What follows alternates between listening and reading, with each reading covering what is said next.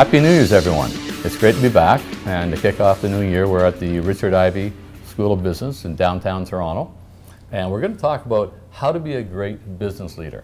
And the first person I wanted to talk to about this is Glenn Rowe, a friend, an associate for almost 10 years now, and we've had a lot of fun together. And Glenn is the faculty director of the executive MBA program at the Richard Ivey School of Business. That's correct. Okay, and that's in downtown Toronto and in London. That's correct. And so we're going to just chat about some things on how to be a great leader. Okay, and with all your experiences before you even got to being a professor, you did a lot of other things.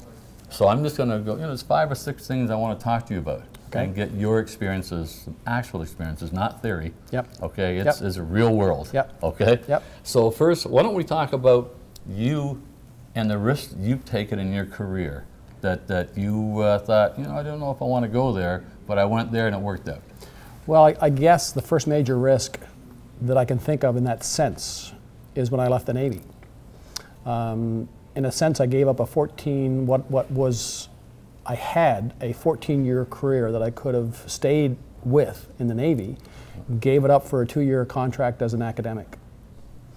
Why did you do that? Well, several reasons.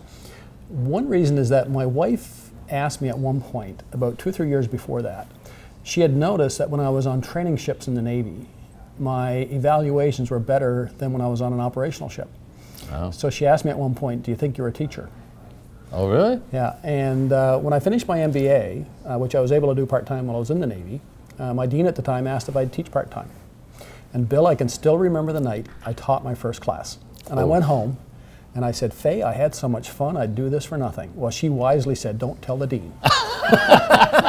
She said, and then a couple of years later... No, he's probably listening right now. Okay. I hope he is. He's now retired, by the way. But a couple of years later, I was given the opportunity by the new dean, who called and said, I understand you can retire from the Navy in a couple of years with a minor pension, with a small pension. Would you be willing to come teach for us, full time? And I said, I thought about it for a couple of months, and I said, yes, let's do it. And did it, and I've never looked back. Never looked back. And that's led to, so 2 years later, I made Faye and I and my family, Jillian, my daughter, the 3 of us talked about it, and we decided that I'd go and do my doctorate. So I gave up my, quote, academic position to go do my doctorate. And then I guess the last major risk that I've taken is at my previous university, Memorial University of Newfoundland. I was the associate dean. I was tenured as an associate professor.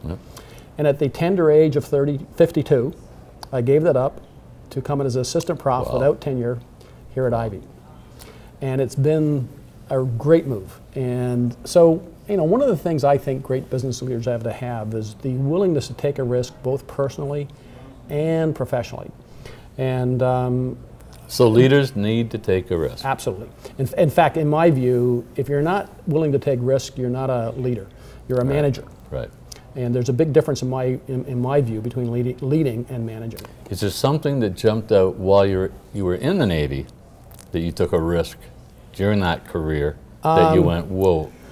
Yes. Well, you might say that in the Navy, I was not always one to toe the line, so I didn't mind speaking my mind occasionally, and that can be very risky. In any job, whatever. In any job. I was on one ship where I felt that my boss's boss, who was the executive officer of the ship, I felt he wasn't doing his job right.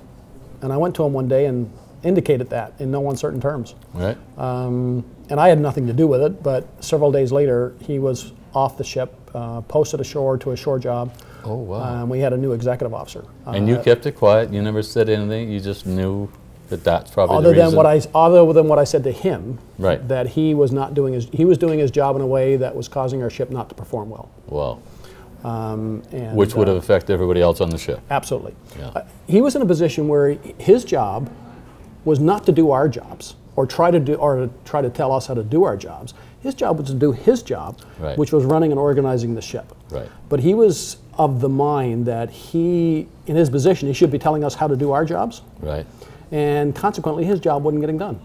So he was in the weeds too much, not up at 30,000. Exactly. Okay. Exactly. Okay. Because sometimes leaders need to be at 30,000 feet.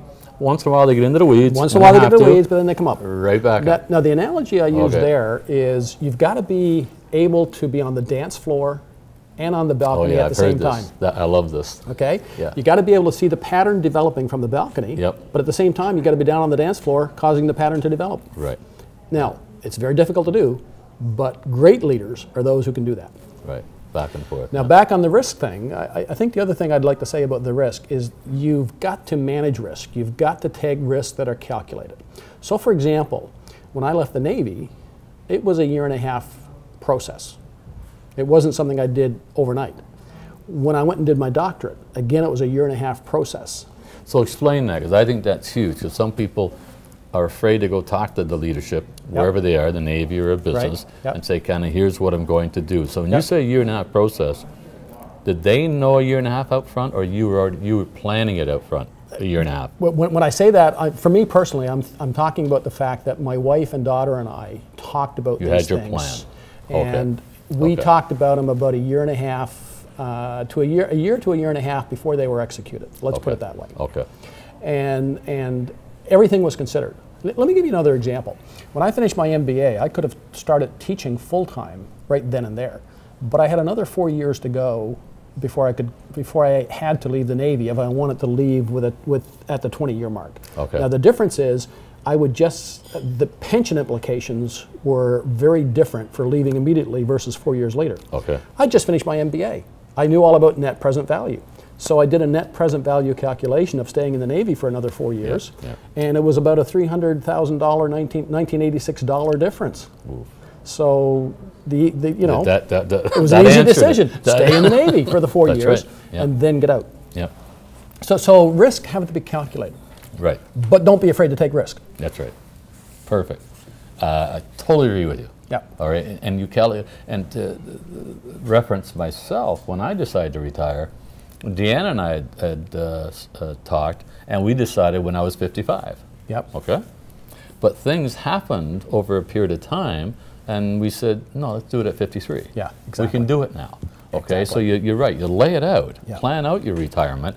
When you're 25 or 30 years old, it's not a big deal. It's not a big deal. When you start getting in your 40s and 50s, have that plan in place, and then decide, okay, let's kick it in. But understand on a personal level that retiring doesn't necessarily mean you stop working. Bingo. Glenn, thank you very much. You're very welcome. For what you shared with us is fantastic. And you know what I really appreciate when we're talking about leadership skills is you tell actual stories. It's not just theory. It's actual stories, and that's what people love to see. So thank you again, and we're going to do more of this. Good. I look forward to it. So do I.